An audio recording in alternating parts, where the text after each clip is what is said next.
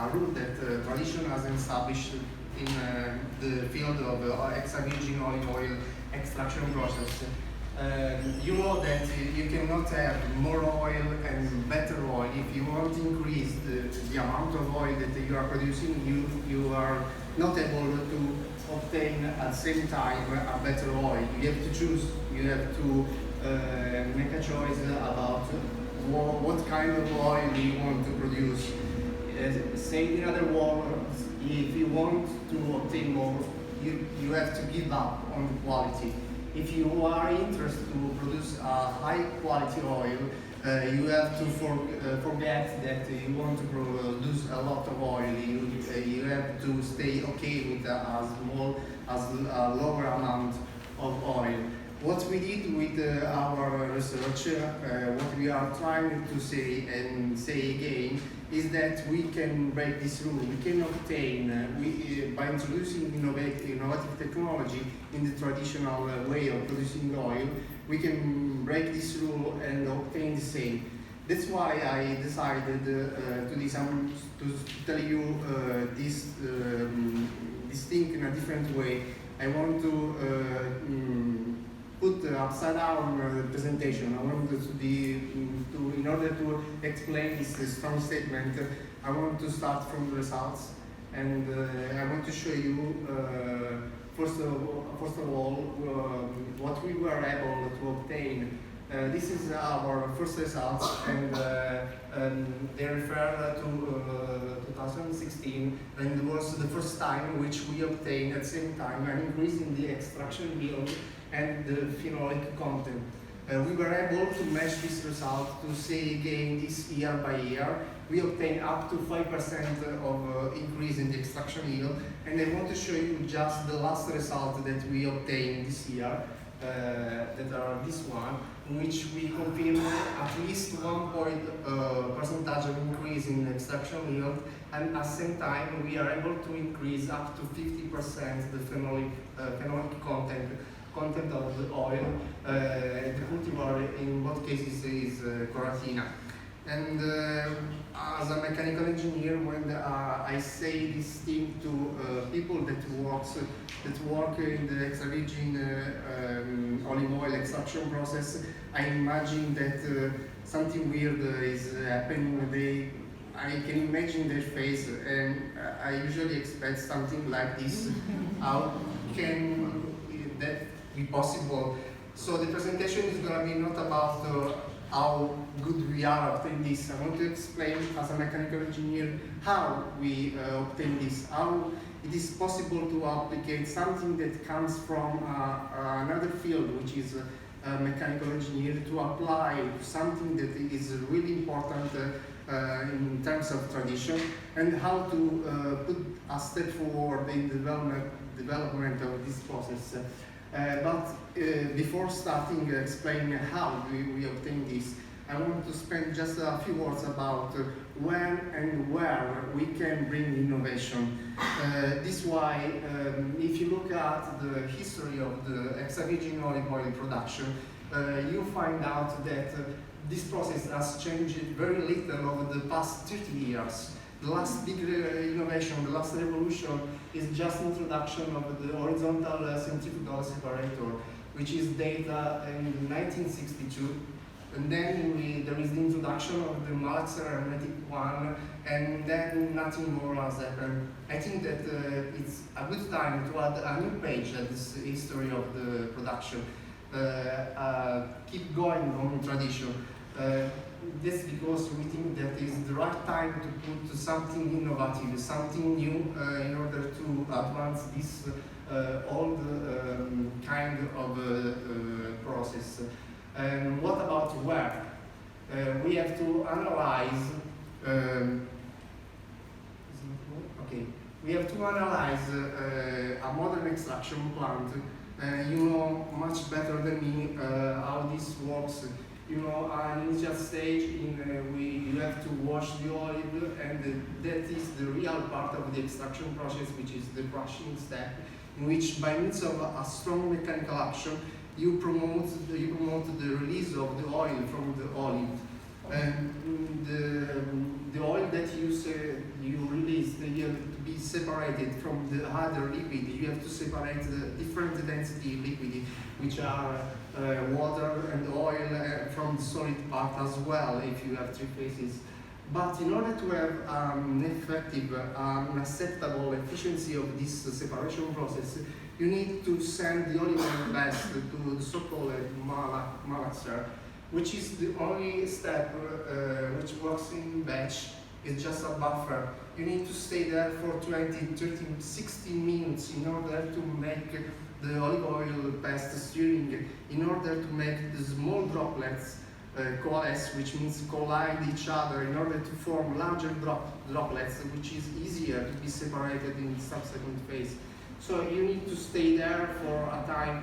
It's the only part of the extraction process that is working in batch and is placed between two a full continuous devices. It's the only one that is not working continuously. The current solution is just, okay, I want to increase the amount of oil that I want to extract.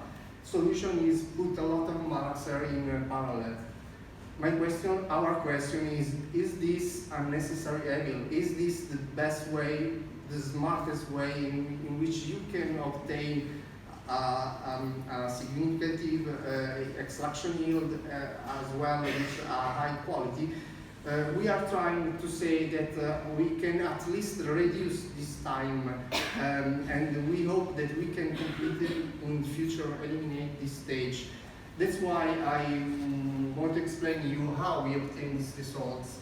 This result has been obtained by introducing the idea of ultrasound.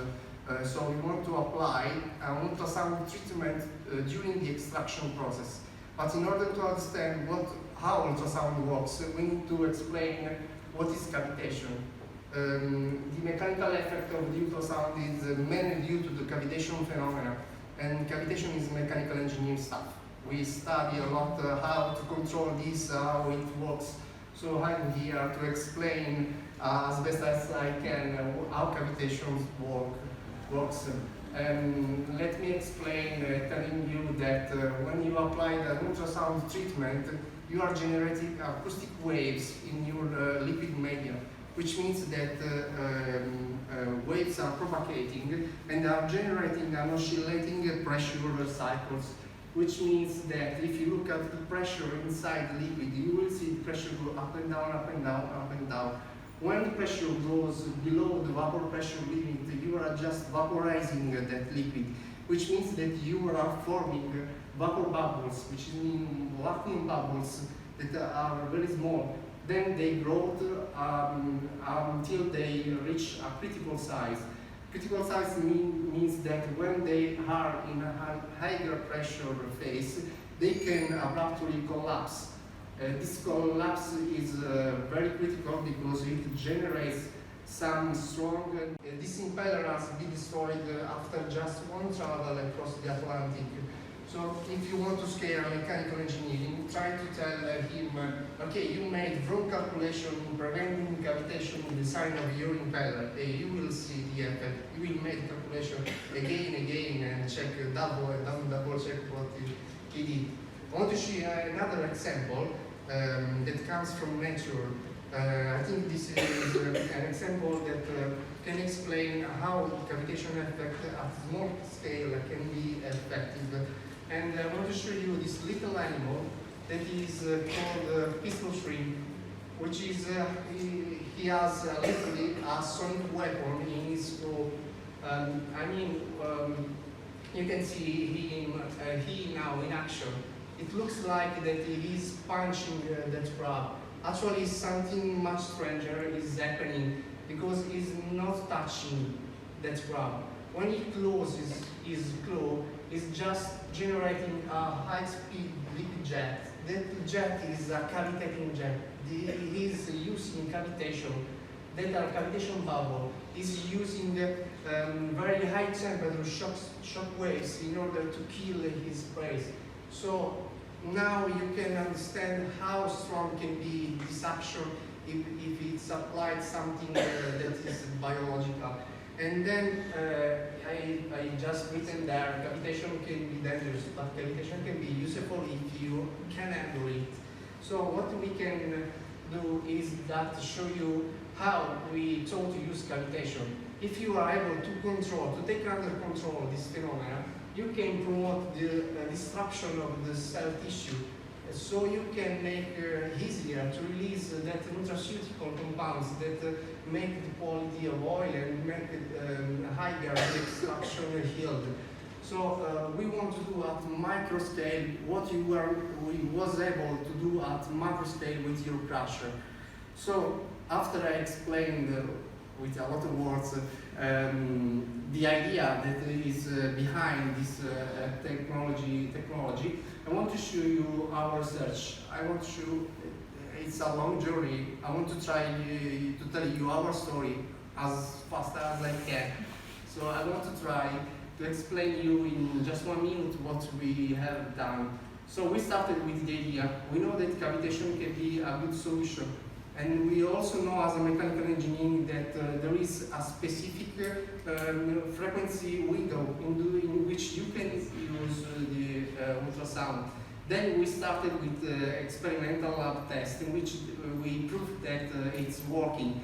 But much important, we define a specific value of the energy, specific energy which must be used. So we were able to transfer this technology from the lab scale to the full scale. And this was our first idea of implementing this technology. We used two rod-style probes in a U-shaped tube. We had to control the temperature separately. But this was just our attempt to cross the so-called valley of death we saw yesterday, was what we are talking about. We were dangerously coming in that phase. So yesterday I think that we learned a lot about failure. Let me say that this was our first failure, because we saw that from a numerical simulation that we were drawbacks, we were flux separation. We knew that we can do better. So we have to change idea in order to say, as Prof.ssa Maria says yesterday, we fell in love with this technology. Actually, that was much more. That was really low. That was a true law because we decided to change completely our idea. So we abandoned this rod style probe and we use a different way in order to obtain the ultrasound treatment. We abandoned the rod style and we use plate-shaped transducers, and we use numerical simulation in order to bridge that valley of death. That's why I use numerical analysis in order to accelerate this innovation. We are able to bridge this data valley. We designed the device and we built that. And we are able to produce the first in the world full-scale ultrasound devices able to condition the olive oil path. We call that sonate exchanger, and by this machine we were able to obtain the results that I show you at the beginning of this presentation. I want to say something more about this work, and this is just in a glance our part in our research, and that is technology readiness level 9, which means that this machine is ready for the marketplace. There are people that want to invest on this technology and want to use that in a real plant. Let me explain how it works. As you can see, in order to appreciate how it works, we need to see what there is under its skin.